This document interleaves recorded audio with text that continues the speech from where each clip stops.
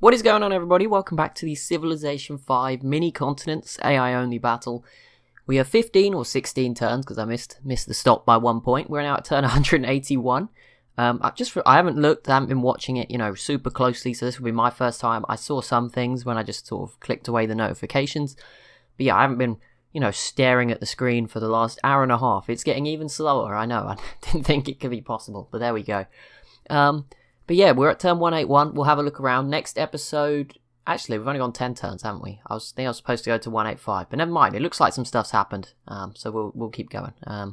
That's absolutely fine. So what is going on is... I don't know. Let's have a look. Like I said, I haven't been looking, so we'll have a look, see what's going on. I can just see the Aztecs versus Texas finally breaking out. Brazil as well in there. And Brazil and the Inca just pieced out. And I can see on the mini-map the Inca not looking too healthy. The Sioux, still the big power in the northeast, but the Shoshone held them off and are still around. Down here, California's still clinging on, with Texas here too.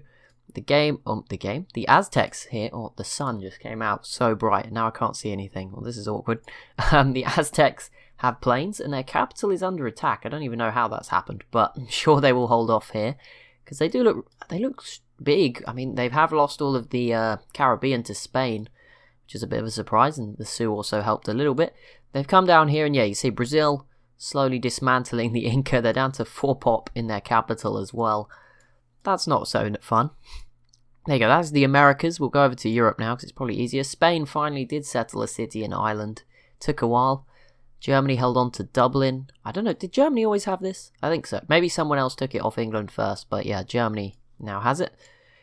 Britain's held on to the rest of it. France is still holding on. Obviously, they lost this last time. But yeah, Lyon is so close. I mean, this might have probably not changed hands based on the population. But it's probably very close now.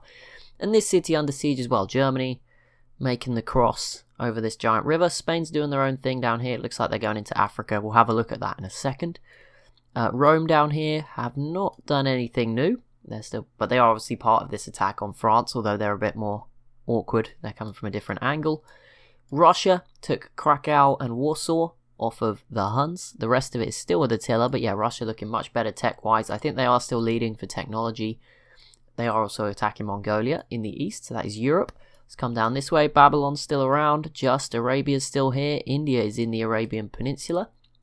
Egypt's still here with their 3 cities.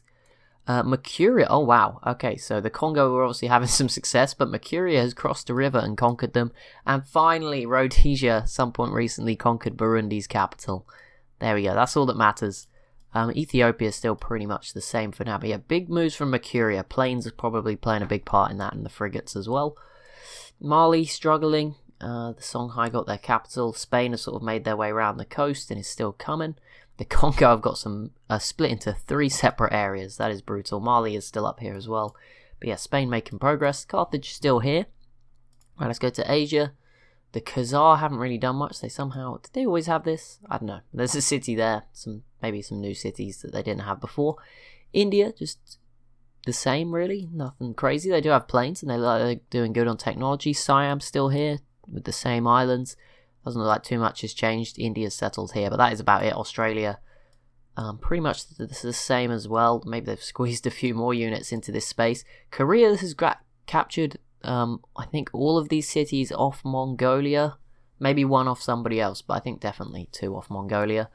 And they got some more islands down here. The Jar are still around. Korea's still doing their thing. They are at war with Mongolia. Grabbed a couple of cities up here to the north, and they have the capital in the red. So yeah, Mongolia should start to slowly fall apart. China's still around.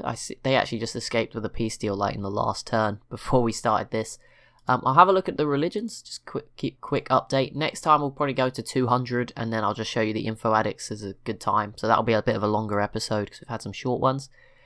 Okay, so it's pretty much neck and neck. The Sioux have actually been overtaken. They have 57 with Protestantism. That is probably at this point like all the Americas cities, and that's why they've slowed down. And then Hinduism from India is now in 59 across Asia mostly, but probably elsewhere as well. Second best religions are in the 20s, 29 for Catholicism from Poland in Europe, even though Poland's not around anymore and hasn't been for a very long time in this game. Songhai Zoroastrianism is in 20 cities across West Africa, Eastern Orthodoxy in 13 in East Africa, then it's 11 for Sikhism from Mercuria, more Central Africa, I don't know what Southern Africa is. I mean, that's probably divided between Ethiopia and Mercuria's religions. And then 5 for Little Arabia. Not going too well for them. But that will be it for this one. Again, another short one. But next time we'll have a look at the info addicts, and then we'll probably just start going into the 25 turn jumps you guys are probably more used to. But yeah, thank you so much for watching. As always, if you haven't been enjoying, be sure to leave a like and a comment down below.